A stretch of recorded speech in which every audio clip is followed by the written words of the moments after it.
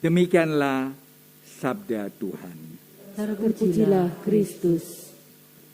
Saudara sekalian, kita tahu kita bukan belajar meramal. Kitab suci tidak mustahil juga dipakai banyak orang untuk meramal. Tentu meramal berbeda dengan bernubuat. Tetapi secara lahiriah mungkin sulit untuk membedakan. Karena meramal adalah suatu usaha manusia untuk melihat sesuatu, saya, apa yang di luar kemampuan manusia biasa. Tetapi tetap namanya meramal itu adalah sesuatu yang datang dalam diri manusia. Sedangkan bernubuat adalah sesuatu yang mirip tapi tidak sama, yaitu adalah dari Tuhan melalui orang-orang yang dikatakan mempunyai suatu karunia khusus. Tapi saya takut dengan karunia khusus itu orang menjadi sombong. Itu yang saya takutkan. Manusia itu mudah untuk begitu. Jadi tapi bernubuat adalah sesuatu rencana Allah yang memang pada saat ini banyak orang tidak mengerti. Firman ini mau mengatakan apa? Kalau secara harafiah membingungkan memang. Maka jangan coba-coba untuk mengerti secara harafiah karena bahasa itu terbatas. Tetapi apa maksud yang terdalam dari firman ini? Itulah yang suci. Maksud yang terdalam adalah kita tidak diajar untuk meramal. Tapi kita diajar untuk jujur sampai di mana sebenarnya kesatuanku dengan Allah. Memang bisa salah. Tapi salah bukan jahat.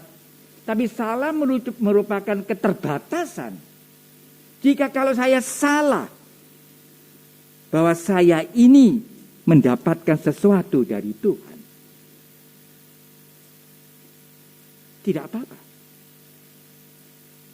Dan juga tidak ada alasan putus asa. Dan tidak ada alasan untuk menilai.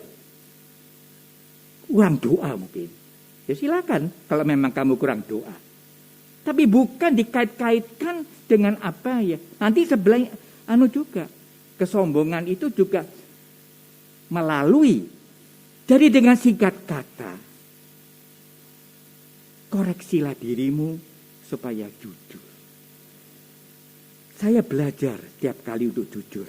Karena saya merasa mungkin saya juga kurang jujur. Jadi orang yang jujur adalah orang yang mau mengakui dia mungkin juga kurang jujur.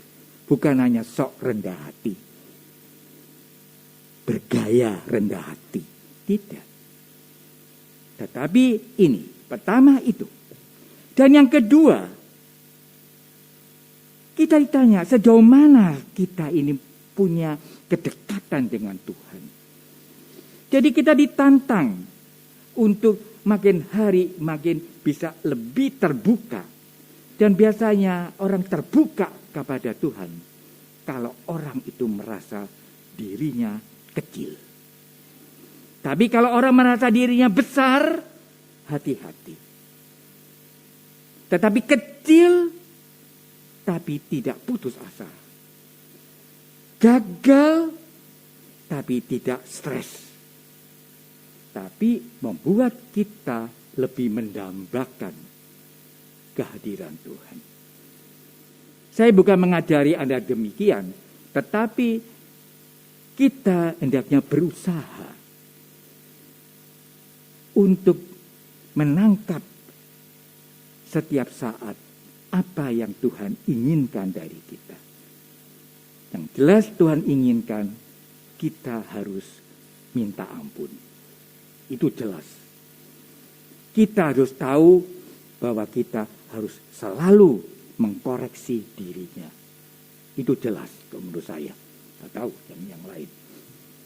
Yang jelas adalah kita selalu bersyukur. Sekalipun itu kecil, sekalipun itu rasanya sepertinya itu tidak banding dengan usaha kita. Tapi bersyukur berarti berpikiran positif. Tidak ada rasa dendam, benci. Tetapi betul-betul mencari Tuhan dalam kekecilan kita. Dalam kehinaan kita. Dalam kehampaan. Semoga saudara sekalian, saya hanya memberikan sumbangan. Anda bisa memberikan sumbangan dari pengalaman-pengalaman hidup yang tidak sempurna ini. Dan kemudian kita dibuat lebih rajin, lebih sungguh-sungguh bersatu dengan Tuhan dalam Ekaristi Suci. Sederhana sekali, tetapi penuh dengan kekayaan Tuhan dan kekayaan kita dalam Tuhan. Semoga firman ini menjadi kita lebih berbakti kepada Tuhan, lebih sujud, dan kita lebih mengerti apa artinya adorasi itu. Tidak sekedar kata-kata memuji Tuhan, tapi kita diajak untuk benar-benar memuliakan Allah bersama dalam adorasi itu. Mari sekarang kita akan memasuki Ekaristi Suci persembahan. Tuhan memberkati.